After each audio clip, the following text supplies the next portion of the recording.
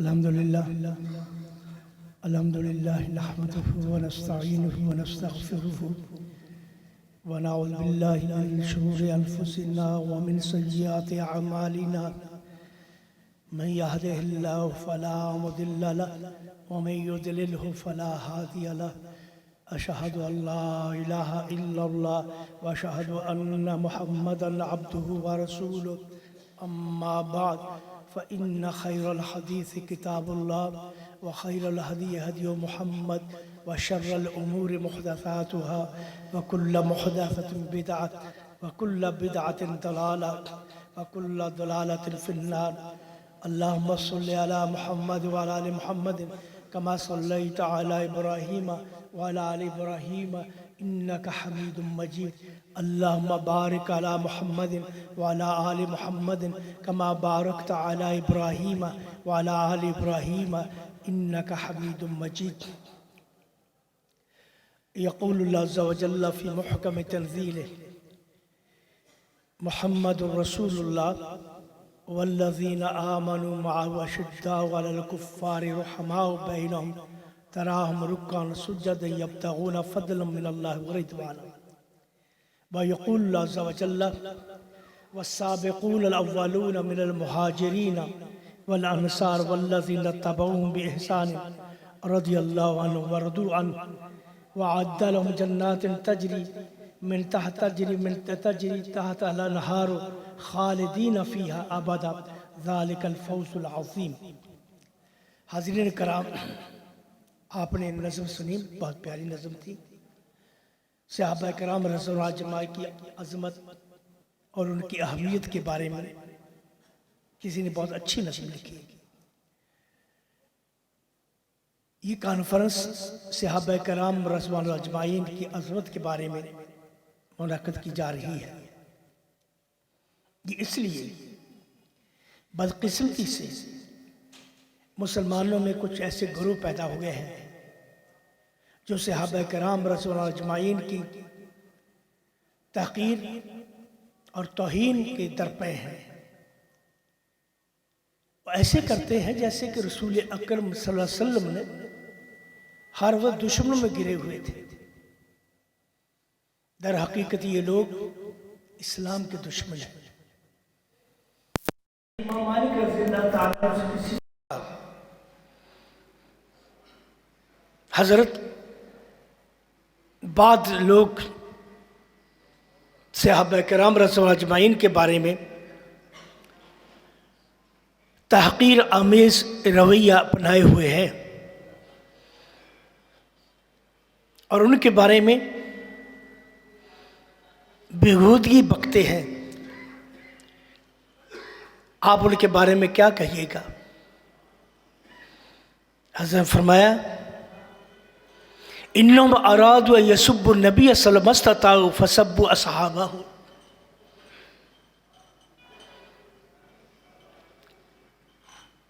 فرمانے لگے انہوں نے یہ رسول اکرم صلی اللہ علیہ وسلم کی توہین کرنا چاہتے تھے، وہ تو کر نہیں سکے، لیکن صحابہ کی توہین کر رہے ہیں.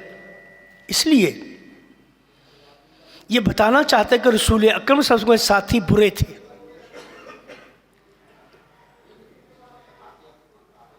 برے ساتھی اسی شخص کے ہوتے ہیں جو خود برا ہو. درحقیقت جو صحابہ کی تحقیر کرتے ہیں وہ رسول اکرم صلی اللہ علیہ وسلم کی تحقیر کرتے ہیں. ہم بھی عام طور پر کہتے ہیں کہ آدمی تو اچھا ہے لیکن ساتھی بہتر نہیں ہے. وَقَيَّدْنَا لَهُمْ قُرَنَا، اللہ کا یہ فیصلہ ہے. اللہ بروں کو برے ساتھی دیتا ہے اور اچھوں کو اچھے ساتھی دیتا ہے. جو لوگ صحابہ کرام رضی اللہ اجمعین کی تحقیر کرتے ہیں وہ رسول اکرم صلی اللہ علیہ وسلم پر اٹیک کرتے ہیں. گویا کہ وہ یہ کہنا چاہتے ہیں اللہ کے رسول صلی اللہ علیہ وسلم کے لوگ جو ساتھی تھے وہ برے تھے. اگر وہ برے تھے تو اللہ کے رسول کی کیا شان ہوگی، پھر کیا اہمیت ہوگی؟ صحابہ کرام رضی اللہ اجمعین دین کی اساس ہے. یہ دین صحابہ کے کندھوں پر قائم ہوا ہے. دین کی عمارت صحابہ کے کندھوں پر تعمیر ہوئی ہے. اگر ہم صحابہ ہی کو کے بارے میں شکوک، ان کے ایمان کے بارے میں شکوک و شبہات میں پڑے رہے تو پوری اسلام کی عمارت دھڑام گر جائے گی، پھر کسی چیز کا اعتبار نہیں رہے گا۔ یہ نماز، یہ روزہ، یہ حج، یہ کس نے ہم تک پہنچائے ہیں؟ صحابہ کرام نے۔ صحابہ کرام رضوان اللہ اجمعین وحی رسول کے گواہ ہیں، قرآن کے نزول کے گواہ ہیں، رسول اکرم صلی اللہ علیہ وسلم پر وحی نازل اس کے گواہ ہیں۔ انہوں نے اللہ کے رسول پر وحی کو نازل ہوتے ہوئے دیکھا، رسول اکرم صلی اللہ علیہ وسلم کے معجزات دیکھے۔ اگر ہم یہ کہیں کہ صحابہ کرام رضوان اللہ اجمعین اپنے ایمان میں جھوٹے تھے، جب کسی مقدمے کے گواہی جھوٹے ہوں تو پھر مقدمہ قائم رہ سکتا ہے؟ اسلام کی عمارت تو خود بخود ختم ہو جائے گی۔ اس لیے آپ دیکھ لیجئے وہ لوگ جن کو صحابہ کی تحقیر کا مرض لگ گیا ہے، روگ لگ گیا ہے، اس روگ میں اتنے بہک گئے ہیں، دور ہو گئے ہیں، ان کی زندگیوں سے دین بالکل ختم ہے۔ ان کی مساجد دیکھ لیجئے، 5 وقت کی نماز نہیں ہوگی، مسجد ان کی برباد پڑی ہوئی ہوں گی، بے آباد پڑی ہوں گی، ان کے مسجد میں جمعہ نہیں ہوگا۔ یہ نتیجہ ہے کہ انہوں نے اللہ کے اولیاء اللہ کو ہدف بنایا، اللہ تعالیٰ نے ان سے دین چھین لیا۔ دین کی نعمت انہی کو حاصل ہے جو صحابہ سے محبت کرتے ہیں۔ اللہ تعالیٰ نے جب رسول اکرم صلی اللہ علیہ وسلم کا ذکر فرمایا، محمد الرسول اللہ، محمد اللہ کے رسول ہے، والذین معہ اشداء، ساتھ ہی صحابہ کا ذکر کیا۔ یہ کس طرف اشارہ ہے؟ جس طرح اللہ تعالیٰ نے محمد صلی اللہ علیہ وسلم کو اپنی نبوت کے لیے اختیار کیا، پسند فرمایا، آپ کے سر پر ختم نبوت کا تاج سجایا، اسی طرح آپ کی صحبت کے لیے اللہ تعالیٰ نے صحابہ کو اختیار کیا۔ صحابہ کرام رضوان اللہ اجمعین اختیار الہی ہے، اللہ نے آپ کو پسند کیا آپ کی صحبت کے لیے۔ اس لیے صحابہ کرام رضوان اللہ اجمعین کی زندگی میں آپ دیکھیے، سب سے بڑی خوبی جو ان میں پائی جاتی ہے وہ یہ ہے اطاعت رسول۔ نبی کریم صلی اللہ علیہ وسلم نے جو کچھ فرما دیا انہوں نے آمنا و صدقنا کہا، کبھی زبان نہیں کھولی۔ بخاری شریف میں ہے، حضرت ابی برزہ رضی اللہ تعالیٰ عنہ فرماتے ہیں، یا ناس اتہموا، اے ناس، یا ناس ان اللہ یغنیکم بمحمد صلی اللہ علیہ وسلم وانا عشاکم بمحمد صلی اللہ علیہ وسلم۔ اللہ تعالیٰ نے تمہیں محمد صلی اللہ علیہ وسلم کے ذریعے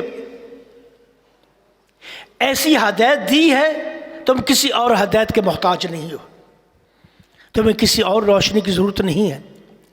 جو شمع رسول اکرم صلی اللہ علیہ وسلم نے ہدایت کی جلا دی، اسی شمع کی وہی روشنی تمہارے لیے کافی ہے۔ اگر اس شمع کو چھوڑ کر کسی اور روشنی کی طلب میں نکلو گے تم گمراہ ہو جاؤ گے۔ وَأَنَا عَشَاكُمْ بِمُحَمَّدٍ صلی اللہ علیہ وسلم، تمہیں اٹھایا اللہ کے رسول کے ذریعے، تم ایک مردہ قوم تھے، دنیا میں تمہارا کوئی قدر نہیں تھی، دنیا میں کوئی تمہاری عزت نہیں تھی، تم ایک وحشی قوم تھے۔ وحشت کا یہ عالم ہے کہ دنیا روئے زمین پر کوئی قوم ایسی نہیں پائی جاتی جس نے اپنے ہاتھ سے اپنے اولاد کو زندہ درگور کرتے۔ یہ وہ قوم تھی جن میں رسول اکرم صلی اللہ علیہ وسلم پیدا ہوئے گمراہی میں اتنی ڈوب چکی تھی، اپنی اولادوں کو اپنے ہاتھ سے مار دیتے تھے۔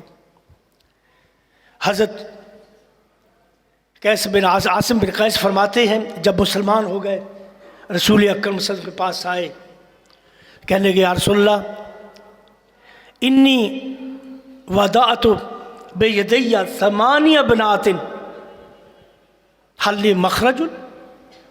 اسلام نے کیسی تبدیلی پیدا کی. حضرت قیس بن عاصم کہتے ہیں یا رسول اللہ میں نے اسلام لانے سے پہلے اپنے ہاتھ سے 8 اپنی بیٹیاں زندہ درگور کی ہیں. اپنے ہاتھ سے 8 بیٹے زندہ درگور کی ہیں. کیا میرے لیے کوئی توبہ کی راہ ہے؟ آپ نے فرمایا حل لک اغلام حررہم، تیرے پاس غلام ہیں ان کو آزاد کرو. کہنے یا رسول اللہ میرے پاس غلام تو نہیں ہے لیکن میرے پاس اونٹ ہے. فرمایا ہر بچی کے عوض 1 اونٹ اللہ کے راہ میں صدقہ کرو، اللہ سے توبہ کرو. یہ وہ قوم تھی جس کو اللہ تعالیٰ رسول اکرم صلی اللہ علیہ وسلم ہدایت دی. پھر وہ صحابہ جو نبی اسلام سے اس قدر محبت کرتے تھے، جب بھی اسلام پر کوئی آزمائش کا موقع آیا انہوں نے اپنی جانوں کی قربانی کی پرواہ کی اور نہ ہی اپنے مالوں کی پرواہ کی. مال ضرورت پڑی مال قربان کرتی ہے، جانیں قربان کرتی ہیں. اور نبی کریم صلی اللہ علیہ وسلم سے اپنی جانوں سے بڑھ کر محبت کی. النبی اولا بالمؤمنین من انفسہم. صحابہ کے تو ہم پر احسانات اتنے ہیں. جو شخص کس کے دل میں ایمان اور اسلام کی اہمیت ہے وہ صحابہ سے محبت کیے بغیر نہیں رہ سکتا، ان کا ممنون رہے گا. اگر وہ صحابہ اپنے گھروں میں بیٹھے رہتے، اسلام یہ شمع لے کر نہ نکلتے تو آج اسلام ہم تک پہنچتا، یہ دین ہم تک پہنچتا. جانے آج ہم بھی کسی گاؤں کا پیشاب پی رہے ہوتے، کسی بت کے سامنے سجدہ کر رہے ہوتے. یہ دین کی نعمت ہم تک کس نے پہنچائی ہے؟ اسے اللہ تعالیٰ نے مومنین سے کہا تمہارا کام یہ نہیں ہے تم ان بزرگوں نے اپنے بزرگوں کی عیب تلاش کرو.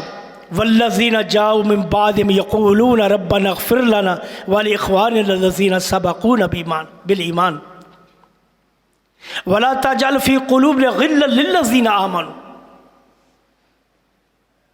تمہارا کام یہ ہے جو لوگ اہل ایمان گزر چکے ہیں تم سے پہلے ان کے لیے بخشش کی دعا کرو. اچھے جائے کہ تم ان کو گالیاں دو، اچھے جائے کہ ان کے تم عیب تلاشی عیب جوئی کرو، ان کے لیے دعائے بخشش کرو. اور یہ کہ اللہ ہمیں معاف کرو ان کو معاف کرو. اگر بشری تقاضوں کی وجہ سے کوئی ان سے غلطیاں ہو گئی ہیں ہمارا کام نہیں ہے کہ ہم ان کو اچھالیں. وہ بشر تھے، اللہ کے رسول کے علاوہ کوئی معصوم نہیں ہے. لیکن یار لوگوں نے دیکھیے اللہ کے علاوہ اور معصوم لوگ بنا دیے. 14 امام معصوم ہے، علی معصوم ہے، حسین معصوم ہے. یعنی معصوم تو اللہ تعالیٰ وحی کے ذریعے اپنے نبی کو قرار دیا، کیونکہ نبی صلی اللہ علیہ وسلم سے کوئی بات ہوتی وحی کے ذریعے آپ کی اصلاح فرما دی جاتی. ان پر وحی نازل ہوئی. درکے جو صحابہ کرام رضی اللہ عنہم اجمعین کے بارے میں غلط افکار رکھتے ہیں، غلط سوچ رکھتے ہیں، وحی کے انقطاع کے قائل نہیں ہے، ان کے ذریعے وحی جاری ہے. اور ایسے ایسے نظریات، ایسے ایسے افکار صحابہ کرام رضی اللہ عنہم سے دور ہونے کی وجہ سے ان کے ذہن مسموم ہو چکے ہیں. نبی کریم صلی اللہ علیہ وسلم کیا فرمایا؟ اللہ کو علم تھا کہ وقت آئے گا کچھ لوگ پیدا ہوں گے جو رسول اکرم صحابہ کے بارے میں یہ آواگوئی بکیں گے.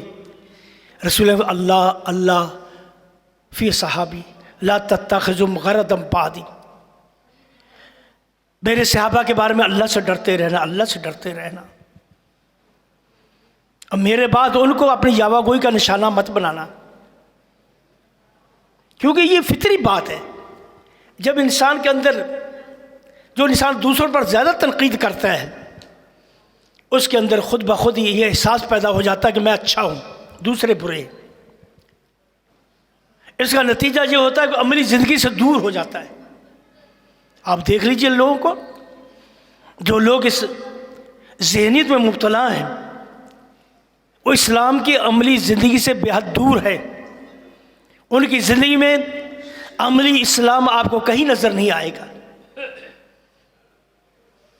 کوئی عملی انسان نظر نہیں آئے گا، کیونکہ وہ اپنے آپ کو اچھا سمجھتے ہیں، بلکہ اپنے آپ پر ایسے القاب نافذ کر دیتے ہیں اپنی طرف سے، ہم مومن ہیں، یہ ہیں وہ، یعنی عجیب حالت ہے. تو صحابہ کرام رضی اللہ اجمعین کا ہم پر حق ہے کہ ہم ان کی عظمت بیان کریں، ان کے احسانات کا ذکر کریں، جنہوں نے اللہ کے رسول کی ایک سنت پر پہرا دیا.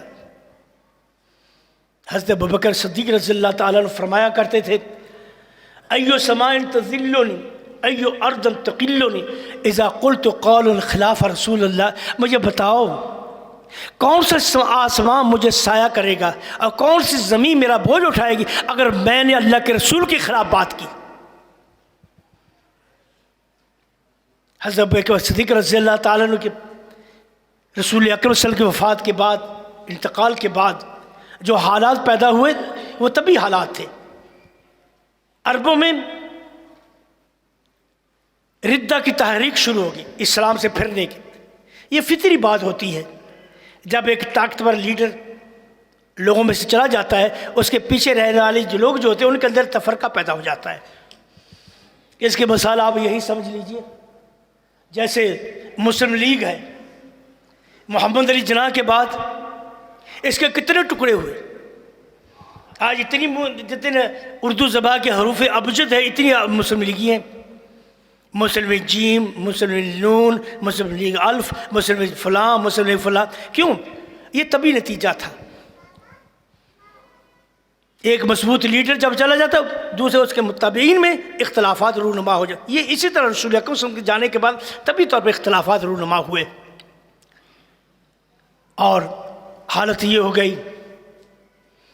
نبی کریم صلی اللہ علیہ وسلم اپنی وفات کے پہلے کچھ دن پہلے جیش اسامہ تیار کیا تھا، وہ ابھی باہر تھا، جرف میں بیٹھا ہوا 4 میل دور.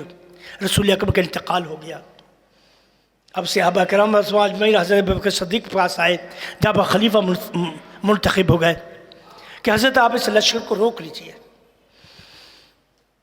اس لشکر کو روک لیجئے، کیونکہ مدینہ خود خطرے میں ہے، دارالخلافہ خطرے میں ہے.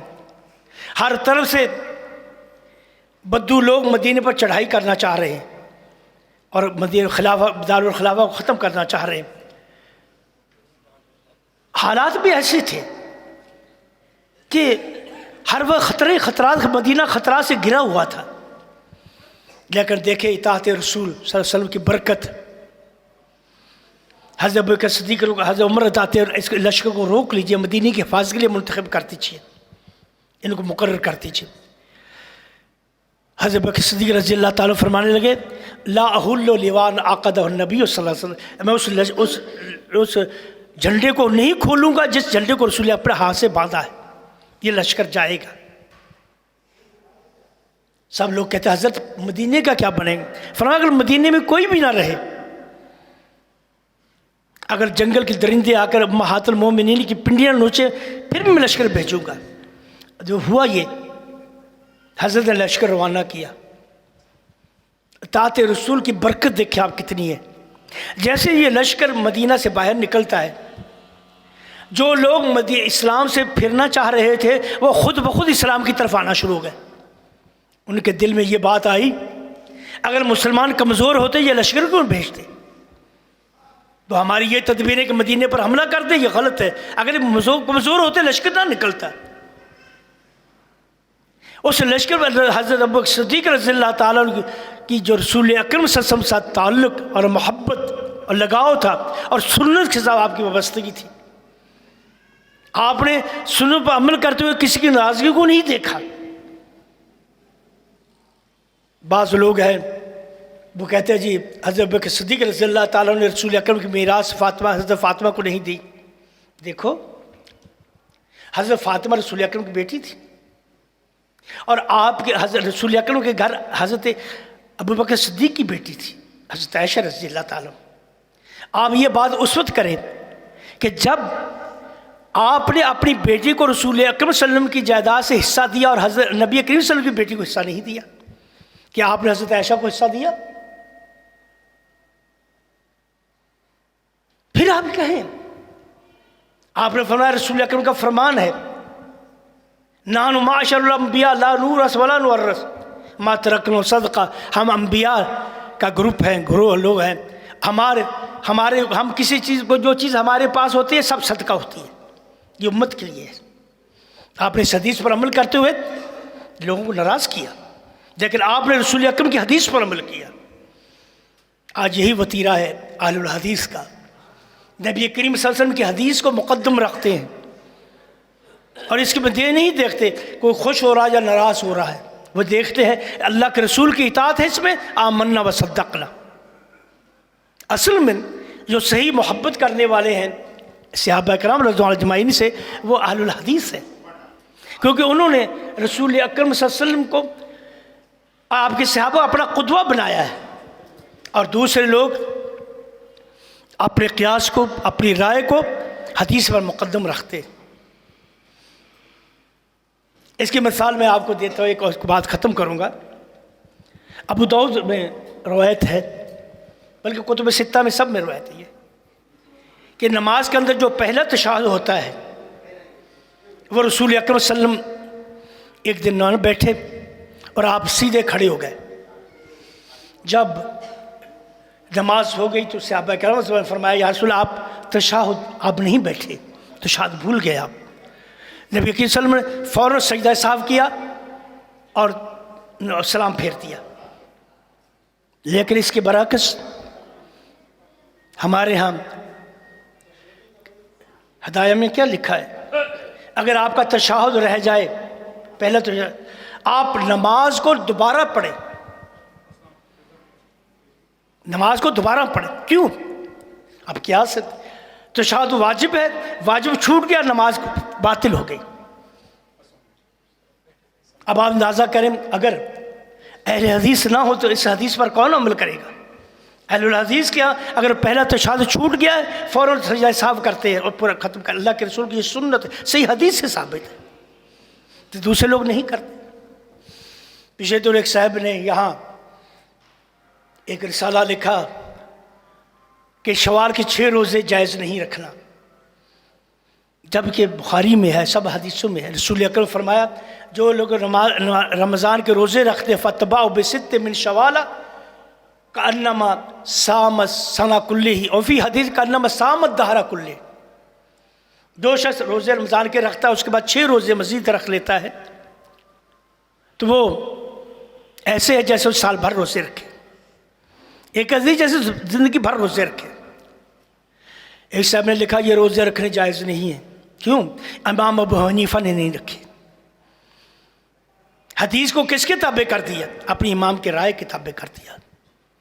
لیکن اہل حدیث کا یہ وتیرہ ہے، ہر حالت میں حدیث رسول کو مقدم رکھتے۔ اور میں تو کہا کرتا ہوں کہ بر صغیر کے مسلمان اہل حدیث کا کبھی احسان نہیں چکا سکتے۔ انہوں نے ان سنتوں کو زندہ کیا جن سنتوں کو لوگ بھول چکے تھے اور تیار نہیں تھے اس پر عمل کرنے کے لیے، جیسے عورت کا مسجد میں آنا۔ ان لوگوں نے عورت کو اور مسجد عورت پر ممنوع قرار دیتی تھی، عورت ہر جگہ جائے، بازاروں میں گھومے لیکن مسجد میں نہ آئے۔ اہل حدیث نے سنت کو زندہ کیا بر صغیر میں۔ عورتوں کو نماز عید میں آنا منع ہے ان کے نزدیک، کسی عورت کو امام نے اس کے نماز عید میں نہیں آنے، جبکہ اللہ کے رسول بڑی تاکید فرمائی ہے کہ سب عورتیں عید والے دن میدان عید میں پہنچے، حتیٰ کہ وہ عورتیں جو ماہواری کی حالت میں وہ بھی آئیں تاکہ فشرکنا دعا المسلمین، تاکہ دعا میں شریک ہو جائے۔ نماز تو نہیں پڑھے گی، علیحدہ ہو کر بیٹھ جائے، دعا میں شریک ہو جائے۔ یہ سنت کس نے زندہ کی؟ اہل الحدیث نے۔ اب یہاں کہیں اہل الحدیث کی عیدگاہ ہوگی، نماز وہاں عورتوں کے لیے ضرور بندوبست کیا جائے نبی کریم سنت کی محبت میں۔ تو صحابہ کرام رضی اللہ عنہم صحیح محبت کرنے والے اہل الحدیث ہیں، کہ وہ ان کی قدر کرتے ہیں، جو ان کے ذریعے دین پہنچے اس کی حفاظت کرتے ہیں۔ آپ لوگ جب آپ یہاں جمع ہوئے ہیں اس عظیم مقصد کے لیے، انشاءاللہ بڑے بڑے علماء آئیں گے، آپ سے خطاب کریں گے اس موضوع پر، آپ کے دلوں میں صحابہ کرام رضی اللہ عنہم محبت جگائیں گے۔ صحابہ کرام سے محبت ایمان کا جز ہے، ایسا جز ہے جسے ہم ایمان سے علیحدہ نہیں کر سکتے۔ اللہ سے دعا کہ اللہ عمل کی توفیق عطا فرمائے، ہماری کوتاہیوں کو درگزر فرمائے۔ اقول قولی ھذا واستغفر اللہ لی ولکم ولسائر المسلمین۔